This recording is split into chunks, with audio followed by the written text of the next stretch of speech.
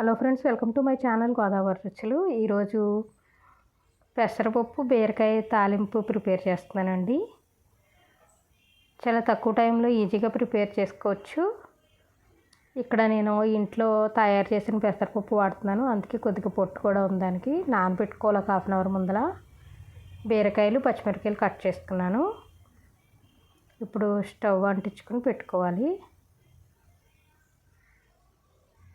మూత పెట్టుకుని ఓ పొంగు రానివ్వాలి పప్పుని.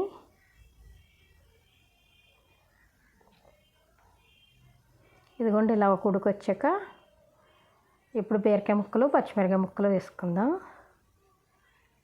కుక్కర్లో అయినా వండుకోవచ్చండి. పెసరపప్పు ఫాస్ట్గానే ఉడికిపోద్ది కదా, నేను మామూలుగా వండుతున్నాను. బాగా కలుపుకుని మూత పెట్టి ఓ పొంగు రానివ్వాలి.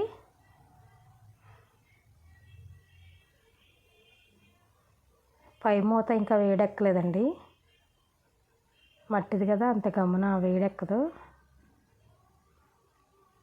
ఇదిగోండి, ఇప్పుడు రుచికి సరిపడా సాల్టు, కారం, కొద్దిగా పసుపు వేసుకుని కలుపుకోవాలి. మూత పెట్టేసుకుని ఒక 10 మినిట్స్ సిమ్లో పెట్టి ఉడకనివ్వాలి. చూడండి, దగ్గర పడింది పప్పు. ఇప్పుడు కొంచెం పలసగా అనిపిస్తుంది కదా, ఇలా ఉండగా తాలింపు పైన పెట్టేసుకోవచ్చు. నేను కొంచెం దగ్గర పడినిస్తున్నాను. ఇవి చూడండి. ఇప్పుడు పప్పు పక్కన పెట్టుకుని తాలింపు వేసుకుందాం.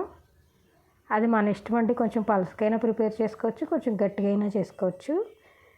నేనైతే పలసగా కాకుండా గట్టిగా కాకుండా ఓ మాదిరిగా చేసుకుంటున్నాను. ఇప్పుడు చిన్న కడాయి పట్టుకుని నెయ్యి తాలింపు వేసుకుంటున్నాను. వెల్లుల్లిపాయలు, జీలకర్ర, ఎండుమిరపకాయలు, కరివేపాకు. ఇదిగోండి, మన తాలింపు రెడీ అయిపోయింది. ఇప్పుడు ఈ తాలింపుని పప్పులో వేసేసుకుందాం. ఈ తాలింపు పప్పు టేస్ట్ మాత్రం చాలా బాగుంటుందండి. మనం ఇందులో చింతపండు వాడం, నెయ్యి తాలింపు వేస్తాం కదా, చాలా కమ్మగా ఉంటుంది.